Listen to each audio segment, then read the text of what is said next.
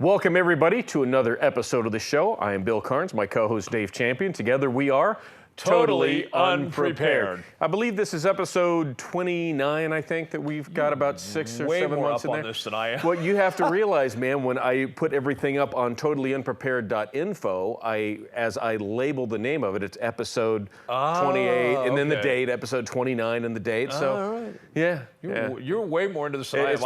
I just show up. It's part of my extracurricular posting of everything. You do half of it, I do the other half. It all works out. That's true. So today, Dave, we're going to talk about something that's in the news. It's been in the news for a while, but now it's the Iranian nuke deal between Iran and D.C. The long-awaited deal. Which seems like an amazing cluster, you know what, yes, I do of an affair. There are 3 Americans that we're aware of that are being held political captives in Iran. They failed to even get those guys out. It seems like an absolute mess and a key to the city, if you will, on doing some nuke stuff that we're going to be okay with. I agree. First of all, this is going to sound weird, and people are probably going to excoriate me yet again. I understand why, if the Iranians refuse to incorporate the discussion of those American citizens in the nuke talks, I understand why America would let that go. When you're dealing with something strategic over the next 20 or 30 years, to screw that up and not pursue that because of this issue over here, it's a hard call. It's an emotional thing. But if the other side isn't going to negotiate about that, but they're going to negotiate about this, I think you got to go with what they offer. It's the same thing when Nixon decided to pursue China. They didn't get everything they wanted, but they saw this strategically, it was the time to initiate the deal. You know, my view on this nuclear issue with Iran is perhaps a little bit different than other people's. Imagine. Hard to believe. Imagine a unique point of view by Dave Champion. A lot of people are looking at it in terms of bombs, blow people up, bad. Okay, very, very sort of, I don't want to say childish, rudimentary logic. Okay. And believe me, I'm not saying that Obama has anything more than rudimentary logic, but remember, there's a whole lot of people in the State Department, a whole lot of people in the White House, a whole lot of people in these private think tanks that are looking at these issues decades ahead. So here's where I see this comes down. And you've probably heard this phrase, that having nuclear weapons, you have a seat at the table, or you now are part of the club. Okay. I think Iran's point of view was, there is no Middle Eastern Islamic country that's part of the club. And we want to be part of the club. I don't believe that to say we want to be a Middle Eastern Islamic country that's part of the club, we want in, means we want to blow people up. I think people are looking at it in a very emotional sense down here, but I think the decision makers in our government, the decision makers in the other 6 or 7 governments that participate in the talks, and the people who are negotiating for Iran, a lot of people imagine that because they're Islamic and because you hear a lot of crazy stuff from them about them in the press, some of it contrived, some of it true, that they're stupid and that they're barbaric. Okay? They may be barbaric by our standards, and like their court system and how they mete out what they call justice. Okay? But they're not barbaric in the big, broad scheme of things. They have an agenda. They're pursuing their agenda. A lot of the people who are in the Iranian government who have power and control were educated here in England and France at major universities. Despite the U.S. media portrayal, these are not out-of-control nutcases. Okay? That's the rhetoric you hear here in the West. Okay? So my thing is, they know exactly where they're going, and they want a seat at the table. Is it going to shift the balance of power forever in the Middle East? It is. But what happened when Pakistan got nukes? That's an Islamic country with nukes. Okay? It shifted the balance of power. India has nukes. Okay? So every time we invite somebody into the club, it shifts the balance of power. The whole geopolitical picture shifts. And all the governments that have some play in that area of the world have to now reevaluate what the game plan is for the next 30 years. But unlike most people, there's a lot of rhetoric about once Iran gets the bomb, man, Israel is toast. Okay. I don't believe Israel has nukes. Israel has nukes, right. And all these countries have nukes, and I'm hoping it's going to get to the point one day where they all realize, man, we've spent billions of dollars on these programs and these delivery systems and the bombs themselves and the computers. We've spent all these billions of dollars for something we can never use. I'm hoping they figure that out. And I believe that every country that's a part of the club has figured that out, okay? And it's interesting when we look at the dynamics internationally and, everybody's upset about this country having nukes or that country having nukes. There's only one country on the planet that has actually detonated nuclear weapons on another country's soil, and that's this country. And, in the public school system, they teach that it saved 1 million lives because we didn't have to invade Japan. Well, it cost a couple $100,000 in Japan to save those 1 million lives. Well, we didn't even do that. The truth is, if you're not in public getting information from the government in the public school system, the truth is Eisenhower told Truman, don't do it. He said there's no need. Japan is wobbling and about to go down based on resources. All we have to do is give it another month or so, and they are toast. We can just walk right in there. Okay? Eisenhower said there was no military reason to drop these bombs. Don't do it. And Truman did it anyway. So that was a political decision, not a military decision, despite what people are taught in the schools. And I know there's a lot of people right now screaming at the camera, that's not true! And they're screaming at the camera that way because 45 or 55 years ago, they were taught that in school. And they've always believed that, and because they've always believed what they were programmed from the government, then I'm the schmuck. But go do your research, find out what Eisenhower actually told Truman. You'll find out Eisenhower, who was the 5-star general in charge of all the World War II combat regimen, said, don't drop those bombs.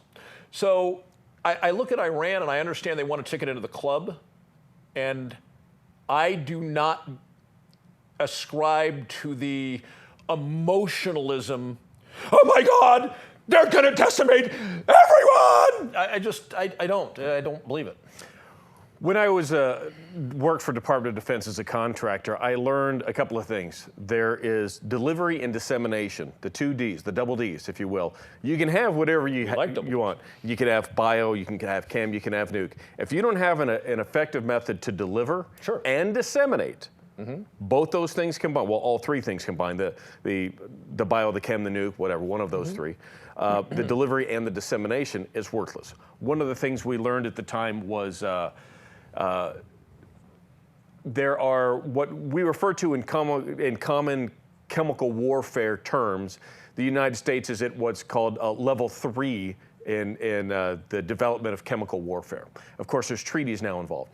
They have theorized level 4 and level 5 chemicals.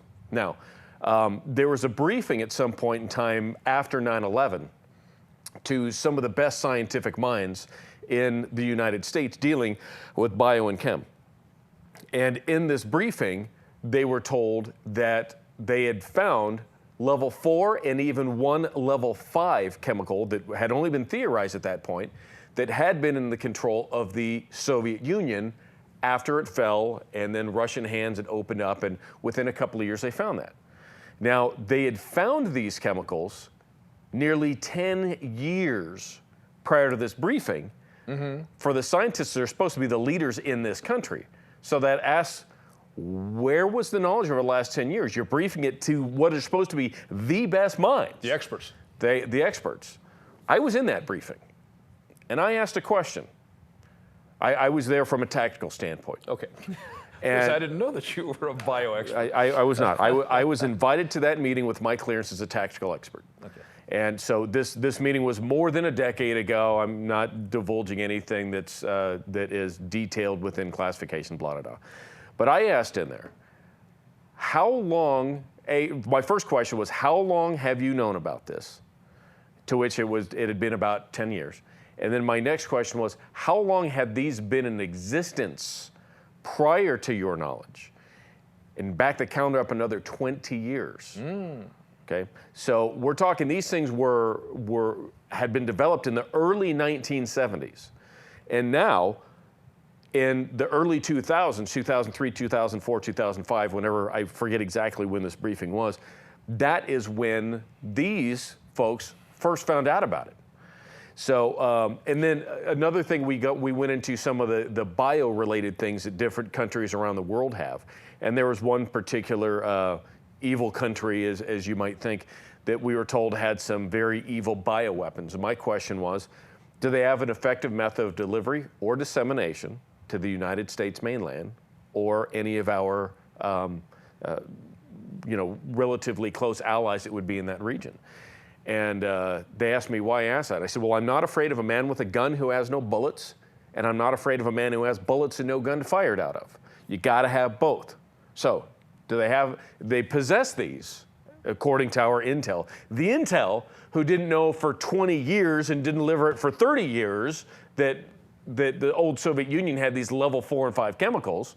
And sometimes the intel is not great. Oh, no. For instance, the only evidence that Iraq ever had any chemical weapons came from a Saudi chemical team a Polish chemical team from the military. Oh, there's the joke. Stating that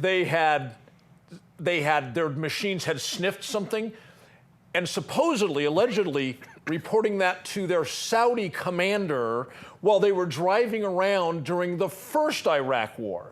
Okay, that's the only solid evidence. But back to Iran for 1 second. Well, let me just finish the story real quick. The answer that I got over this particular country and their biochemicals was, no, they have no effective method of delivery nor dissemination. I don't really care then. Exactly. One last thought on Iran. I believe the reason that a deal was necessary, whether we like it or not, I think it had become pretty clear to everybody that Iran was going to get nuclear weapons one way or another. So the question, I think, really became, do we have them sort of as, I don't want to say a rogue state with nuclear weapons and they're not part of the club? Or do we recognize they're going to get them by hook or by crook sooner or later, probably sooner than later?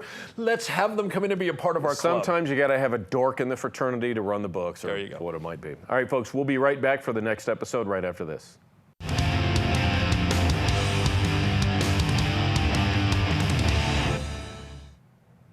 Oh, again, we are totally unprepared. We're shooting the breeze, and the engineer looks at me like, what the hell? Why aren't you going? All right, we are back, and it's time for...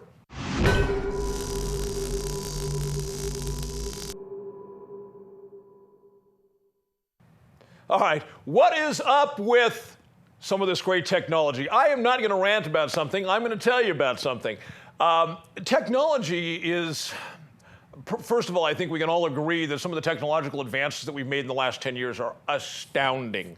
But one of the things that's really interesting to me is that the old paradigms concerning media and communication, by that I mean communication from, say, the authority, what have been perceived as authority figures, whether it was the media or the government, the communication out to the people, that's changing. And it's changing rather dramatically. And one of the things that I've been having some fun with that I wanted to tell you about is there is an app out now that you can just get and put on your phone called Periscope. And it is really, I think people don't understand how dramatically it's going to change how we consume information.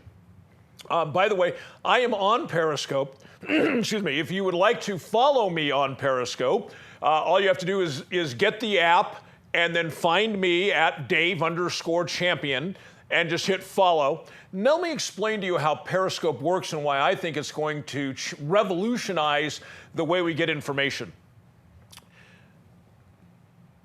Previously, let's take a news agency.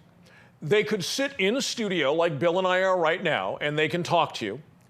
Or they had to have this big van, and the van had all this transmission equipment and audio gear, and they had a driver, and they had an engineer, and they had to have a cameraman, and they had to have the talent, and they would roll out to a scene, and there was big production, right? And all of that, excuse me, all of that was to allow you to watch something that was going on out on the street through the television station, okay? Through your TV, using the station as a conduit. Well, that is all over now with this and Periscope. Periscope is a live streaming technology. In other words, you log on, you get set up to stream, it says, there's a big red bar, it says start broadcast, you tap that, and you do whatever it is you're going to do, and every single person that is following you gets to see and hear real time what you're saying and doing. So, for instance, when I go live on Periscope, anybody who's following me, presuming they've enabled notification, which they should if they're on Periscope, whenever somebody they're following goes live, their phone gives a little chirp and a little thing comes up and says, so-and-so just began to broadcast. You tap that and it takes you right there and you're watching live in real time what that person is doing. Now, like anything else, any other source of information, we can be overwhelmed. Bill, you probably remember when there was, like, I don't know, a couple of TV stations, a handful, and then we got cable, and then we got satellite. Now there's literally hundreds and hundreds and hundreds of places you can go to watch stuff, and virtually all of it is crap, and you wouldn't want to waste your time with it.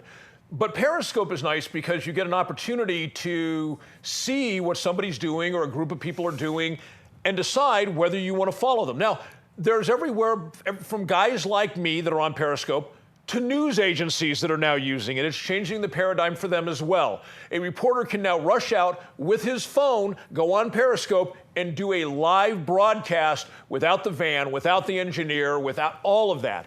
It is going to revolutionize how things are done. Now, I dig it because, as you probably know, Bill, what was it, 6, 8, 10 weeks ago, I canceled the Dave Champion show. And I did that because I didn't think that television and an hour-long show each week was really the best way to spread the message of liberty. I found that it takes not many people can sit for an hour each week and watch somebody talk about issues pertaining to liberty. We have very busy lives, and research shows that most people want to consume something that's 6 minutes or less interesting. So we become, for years there's been this thing that we're the soundbite society, and that seems to be borne out now in the polls. So what I did was I canceled the TV show so that I could focus my attention on my new blog site, which is davechampionsliberty.com. Now, you can go there and subscribe, and every time I post a blog video and article, you will get an email just telling you something new is there, and it'll give you a little description of what it is, and you can choose whether you want to go look at it. The videos, I'm trying to hold them to less than about 4.5 minutes. And there's a written article that accompanies it. So you can watch the video. If you want to know more, you can read the written article. Sometimes I will put a video up with a link to a highly detailed article I didn't write. So the video part, I'll give you the salient facts. And then if you want to go do in-depth research, you can click on the link that I've included, and that'll take you to a place where you can get even more information. Again, just like the Dave Champion Show, it's all relevant to liberty. The show, each video clip begins with my saying, I'm here to talk to you about liberty, and closes with why it is important for us to talk about liberty. Bill, so what do you think about all this new technology and all the various ways we have to communicate these days? Not a fan. Not a fan. Now, then again, I am overly inundated with everything. As a matter of fact, I am wanting to back so far down. I mean, I've got the fancy smartphone, but I got to tell you, in no time at all, I am switching to one of these, the little flip phone that has the QWERTY keyboard on it. That's exactly what I intend to go to from this. I don't want to have GPS on my phone. I don't want to be able to have my day, as I'm driving, bling, Dave's got a new video. You know what? I'll get the email at some point and go on there and watch. That's me. Yeah, now, I realize the majority of society, or at least a good segment of society, would love to, hey, bling, Dave's ranting on about something. Psh, I want to catch this right now. Yeah. Okay, it's like with the electronic voting system. Everybody likes the electronic voting system because we get results like that, rather than have ballot system, which is much more negligible in the fraud that can happen, but it takes longer to get the results. It could take days to get the results. You know, you remember hanging Chads. I don't know who this Chad guy is, but evidently he hung for quite some time. Or he was well hung. I don't understand that whole Chad thing. Anyhow, so I think that the technology is kind of cool that it's out there, but I am one that am not only not going to partake, what I am partaking in will be getting scaled back in the very near future. You know, it's funny you say that, because I get the impression over the last several weeks that we've been talking that you are feeling overwhelmed by the amount of communication that's coming at you from various sources. I am. Yeah. That's an excellent way to characterize it. I am absolutely overwhelmed with that. You know, I'm going to a seminar tomorrow, and in order to get to the seminar, I had to make a phone call and give them some information. I've had no less than 4 emails on it. I got a text message reminder. As a matter of fact, while you and I were at lunch, you remember my phone rang and I didn't take the call? I do. I didn't recognize the number. It was a live human being reminding me of this. You know what, guys? It's in my freaking calendar. And I told you I'd show up, so I'll show up. If I decide to sleep in tomorrow and not go to this seminar, then I'm not going to be there. But stop reminding me about it. Yeah. You know, the occasional reminder I do like, however, is like a dentist appointment or a doctor's appointment. Not that I like going to either of those, but that's a nice little reminder a day in advance. But well, I'll tell you, yeah. those reminder things, you know. But yeah, inundated by technology and messaging and all like that, I realize I have left a good portion of the personal interaction of the human race because of technology. And I see my children being affected like that too. I took a picture. I have 4 daughters. All of my daughters and my girlfriend were all sitting on the couch a few weeks ago. And everybody was glow facing here because the screen glows on your face. They're all glow faces. I took a picture of all of them sitting there in the same room. Nobody's saying a word to each other. Everybody could literally reach out and smack somebody else with a pillow. Right. But they're all just sitting there on their stupid phones. I don't know if you've ever seen the meme that it gets put up on Facebook. It shows about 10 teenagers walking in a line, and they're all doing this right at their phones. And it says the zombie apocalypse has arrived. Yes. You know, and it's not what you thought it was going to be, but here it is. You know, part of it is for me is to manage technology. And that's one of the reasons I created DaveChampionsLiberty.com is in respect for people don't have an hour anymore. It's too much. It's that in and of itself is overwhelming, yes? Sure. To have to sit for an hour, okay? Can somebody sit for 4.5 minutes? Probably. If they want to know more, can they read an article? I don't know if they would, but they certainly can. What I'm doing on Periscope, most of these, you watched one of the Periscope things at lunch.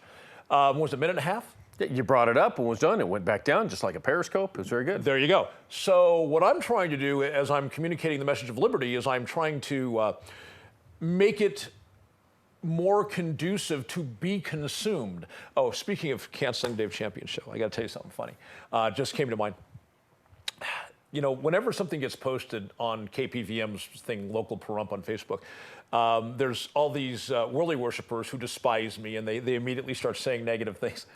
And it was so funny because one of them did this big, long rant about how KPVM and Vern Van Winkle threw the Dave Champion show off the station, that they waited until there was a certain amount of time after the election for a cooling off period so it didn't seem so obvious, and then Vern kicked me to the curb. You know, and I'm like, ask Vern. It's not a secret. I told him I wasn't interested in doing the show anymore. And you know, because you've been with me as I've been developing this Dave Champion, you know. And it's just amazing to me that, you know, this is one of the things that one of the aspects of liberty that I appreciate is, to me, you can't have liberty if we're not forthright. If people lie, they deprive other people of making honest decisions. If I come to you with something, but I mischaracterize the set of facts to get you to say agree with me on something, that if I gave you the full facts, you would not agree with me, I'm depriving you of your freedom. I'm depriving you of your personhood, your autonomy to make your own decisions. And that's, you know, one of the things that's so enjoyable about like DaveChampionsLiberty.com is I get to put it out there. I have some guys who are like on some other thread someplace. I posted something and they go like, dude, I've never heard of you. Like, what's the deal? So I directed them to DaveChampionsLiberty.com, and they come back on the thread like 20 minutes later. They're like, dude, that totally rocked. That was cool. So you know, the important thing is to get the message out there. And I know you do that to the best of your ability through your political activities as well. I do, but also my extent in getting the message of liberty out there is a little bit more focused around the home, around town and such as that. I'm not looking at this on a national stage. I want it to be out there. I'm just not the messenger for it. I leave that up to you. Fair enough. Folks, we'll be back.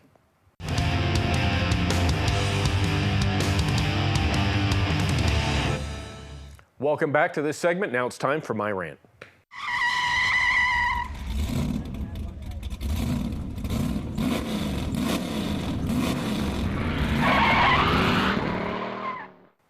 You know what really grinds my gears?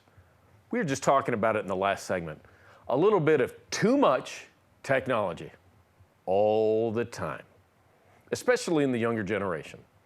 You know, my kids didn't end up getting the fancy smartphones and the iPods and stuff like that till maybe a year or so ago. And I regret it a little bit because now they're fully consumed with all of that garbage.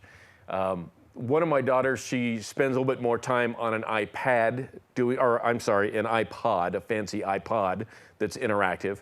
And her phone is actually an old flip phone that I can rarely ever reach her on because if the battery dies on it, she might recharge it in a couple of weeks. I usually have to send her a Facebook message to get her to respond to me. But just all too often, there's too much going on around people where they're not paying attention to what's happening in life, in 3D, in real time, in your own personal environment, in this immediate area, because you're so focused on the stupid pocket computer, which, by the way, is a very interesting device. As it turns out, this right here, this phone, has more computing power than the Apollo space missions did. Imagine that. The whole spacecraft, get all the way to the moon, land, take off, come back, land on the water, and get rescued. A smartphone has more computing power than all of that. And you know what else it has? It has tracking ability. It has all kinds of microphone ability. It has all kinds of different ability. And stuff that I don't care for. You know, it's interesting. I have an app on my smartphone that's a flashlight, so that the flashlight, the flash that comes on when you take a picture, you can just turn it on. If I otherwise am in a dark place or I need to use a light, I can turn it on. Well, I recently put a high security app on my phone. And in there, it evaluates all of the various apps that are already on there, whether they're from the factory or things that you downloaded. And it tells you which apps that you downloaded have access to which features within your phone, such as contacts, phone number, whether it's multimedia things such as that. I tell you what was really interesting. That flashlight app that I had put on there had access to virtually everything on my phone, including messages, email accounts, contacts, Facebook, your YouTube account. It could read all of that and send it back. I immediately deleted it, found one that didn't have any of those accesses and put it on. I actually like the app a little bit better.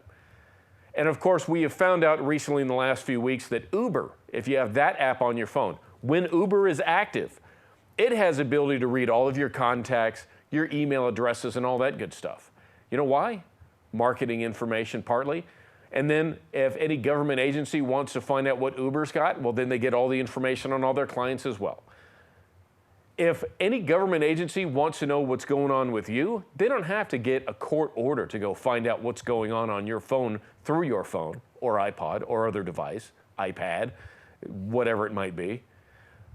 They just need to go to these various organizations such as Google or Uber or of this flashlight app and look around and see what they've got going on. They'll give the information freely in most cases. I don't like any of that. That's why I'm going to be going back to a flip phone. It'll have one of those old QWERTY keyboards, QRTY, whatever, QWRTY? QWERTY. Thank you, Dave. Keyboards that does basic text messaging, 140 characters. I will be going back to that soon enough. I have to get a few things handled in life, and I got to tell you, I got to thank my big brother. I have a brother, big brother Mike. My brother Mike has worked pretty diligently, I don't want to say hard, but diligently over the last decade or so, to eliminate drama and BS from his life. Now, he lives in the city. He's got a smartphone, wife, daughter, a couple of cats, dog, whatever he's got going on, right? Just typical, living the American dream. Got a job, does well, his wife works from home, she does great, just all this good stuff going on. And he really doesn't have a lot of BS in his life because he's eliminated it. Now, I've allowed myself through technology to be inundated with other people's issues. Somebody added me to a new Facebook group a couple of days ago. I don't know how that happens. But now I get all these Facebook messages because this is the newest thing, this particular group, Save America, one person at a time, or whatever it is, something like that. And now I get inundated with all of these ridiculous messages. Oh, there's a new post on it. Oh, there's another new post. Oh, there's another new post. And a lot of these posts contradict each other. The page hasn't worked out. I don't want to be part of that. I got more stuff going on. I don't want a bunch of emails. I sent an email out to several people in my address book saying, look, if you have something that you believe is so important that I need to get, that you would print it out, fold it up, stick it in an envelope, address it, put a postmark on it, stuff it in the mailbox. You think it's so important that I should read that, then go ahead and forward it to me on email. But please slow down all the other stuff because I get too much of it from some people. I do.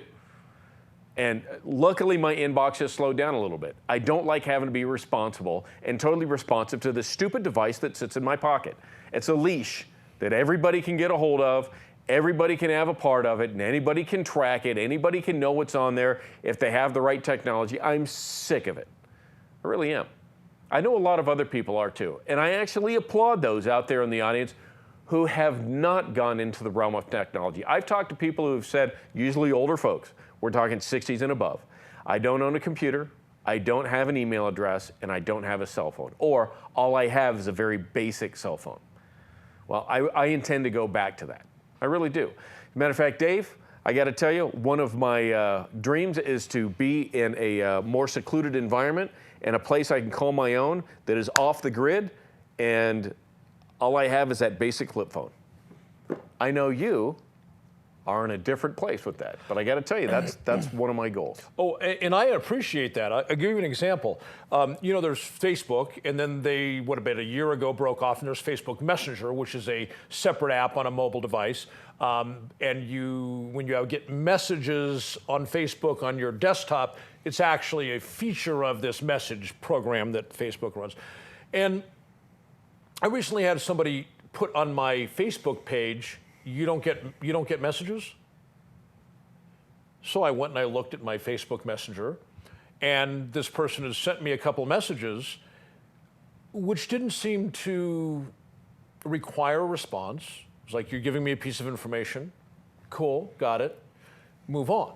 Now, a lot of people use Facebook very socially. They've got, their 13 family members and, 50 other people. And, because of the show, the Dave Champion Show and this show, I have in excess of 1,200 Facebook friends. And then we've got the email from the old Dave Champion Show. We've got email now at davechampionsliberty.com. And what happens is, and then I've got my personal emails, it is absolutely impossible to respond to every single person who might want to communicate. So I get it. And there's a lot of times people write me back and, did you get my email? Did you get my message? Yeah, and? Unless you're asking me a specific question, I'm not likely to respond. It's just time management. And it's not that I don't experience what you experience, that sense of overwhelmingness. It's just sort of, what's that thing from Belushi and Aykroyd with the tattoos on the hands, the movie? Blues Brothers? There you go, thank you. How could you not think of Blues Brothers, dude, man? That's like Casablanca or Smokey and the Bandit. I'm terrible with movie names. It's like from the Blues Brothers. We're on a mission from God, right? I got things to do. My mission is to try and reinvigorate liberty in the hearts and minds of the American people. So, and that's been my mission for 20 years. So, and I wish I was more successful at it, but it is what it is. Along that line, I sometimes will get emails like that, and I have learned the people that I can just read it and I don't need to respond to, but I've learned the few people that need to know that I've read their email. So when I do, I'll send back, thanks, Bill. 2 words. I do that on text messages. Yeah. Okay. Yeah. So they know that I received it. Yeah. I think it's funny. My girlfriend will send me a response sometime, just the letter K, which you can't put an O in front of, just K, which K is actually the first letter of her middle name. So oftentimes I'll respond back to her with T, because that's the first initial of my middle name, K, T. Yeah, it's just, I don't know what it is, just the letter K kind of grinds my gears. Just put an O and okay, whatever. Yeah. I know that I should get over it. I mean, of all the things in life that can bother me or that I could blow off, that is pretty low on the scale. Oh, well, this is like when people do the abbreviations, like they don't write out YOU, they just put you. Yeah, are you? Like, oh, I see. Yeah. Oh. Oh, you are you? I don't get bent out of shape about it. I call that phonetic but I never do it. Yeah. When I write in the Queen's English and, Well, you might remember, Dave, sometime last year, maybe in the fall, I had this very, this very strange post on my Facebook page. And it really just rambled on and didn't really say much. But what I did was I picked up my phone, and it gives you the 3 options. And I logged on to Facebook, and I have this thing that it gives you 3 different words that you can choose from without actually typing in. And it guesses where you're going with it. Oh, yes, predictive. Predictive words, yeah. Yeah. So I actually put an entire post on there, 2 paragraphs worth in one post, by just selecting the different words, and it went on there, and people were like, what are you talking about? What is this? So then it was a few hours later, I put on there, that was all done by the selective words off my cell phone. So you let the predictive program actually make, what I decided which of the 3 it was going to go, but the post was completely from there. So, and it was one of those fun things. I'm sitting there, people there are certain people that follow me pretty closely on Facebook, and I can tell based on the responses I get, and other people that are Facebook friends or friends from me. I got friends I haven't seen since I was in junior high that we are friends with. And occasionally you see something from them, but oftentimes not. But you can get regular stuff. If I post something gun related, I can count, I know who's going to be responding or liking that. Speaking of gun related, we talked about trying to manage, you talked about somebody who put you in a group on Facebook. Yeah. The 2 groups I never accept offers for, and if somebody puts me in a group, I immediately go there and take myself out of the group. Firearms and politics. Because people just, vomit onto those things, and like you say, it's in your feed all the time. Yeah, as a matter of fact, on one of these new pages somebody put me on, there was this long article, had to be 3,000 words, why the FBI was choosing 9mm over 40 or 45, and on and on and on and on. And I just put a simple post that was thousands of words on saying it's not caliber, it's shot placement. Yeah. And of course, you have everybody's pontifical, I want to try this particular round in a Glock 26. Does anybody have any actual experience with it? It's like, well, I created that closed group for tactics that you're part of. Yes. Because I didn't want to hear from everybody and all their amateur opinions. If you're a professional, I want to hear from you. If not, and that's where we get it. And we'll be back right after these words.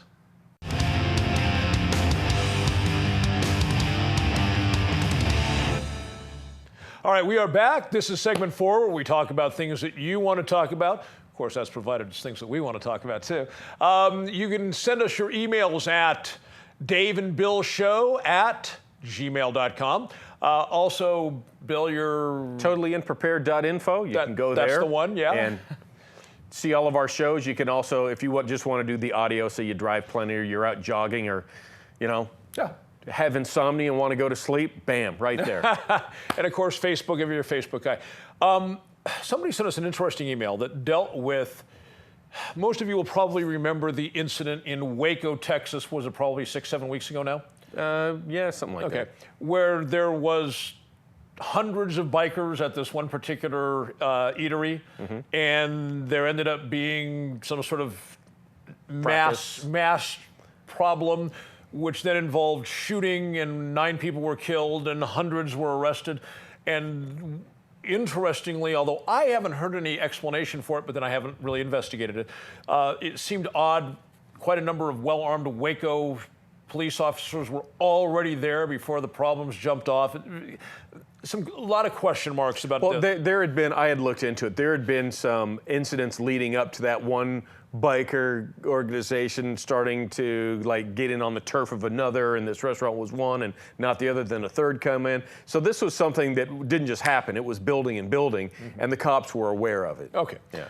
So this whole thing goes down, and of course now they've impaneled a grand jury to decide of the hundreds of people who got arrested, who's actually going to be indicted for a criminal offense and who's not. The focus of the email was the fact that a 26-year veteran, still currently employed with the Waco Police Department, is on the grand jury and has been, in fact, he is the foreman. The foreman, thank you. That was he's a detective. Of the grand jury, yeah, a detective of 26 years. Now,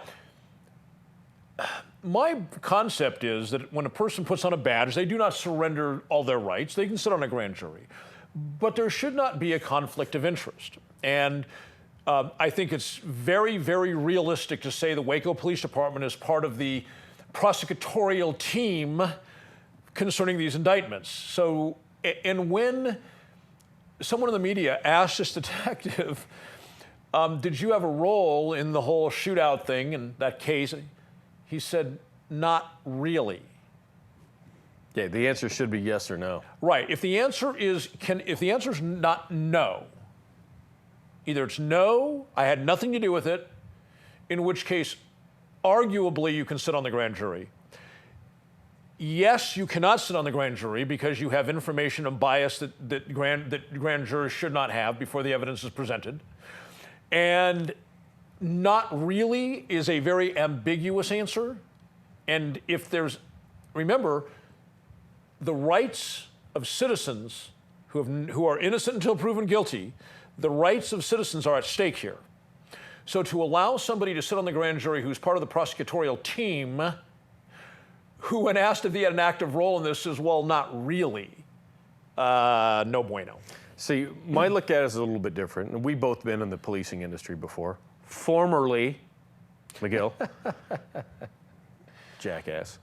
I look at it as police should not be able to sit on a jury while they're cops. That's my feeling. And the reason is, at least not in the jurisdiction in which they serve. If they are, then perhaps it would be like if you are a county sheriff or a city cop, and this is a case involving, say, the state highway patrol or something like that, or it's the county guys versus the city. Or maybe it's a federal grand jury that's got nothing to do with your local police. Exactly. Yeah. So it shouldn't be allowed to be, if it's a jury of any kind that involves any sort of a case within your same department. So you're saying either grand or petite? Right. Okay. It should not be allowed if it has anything to do with your department. That's my feeling on it. Oh, I agree. Yeah.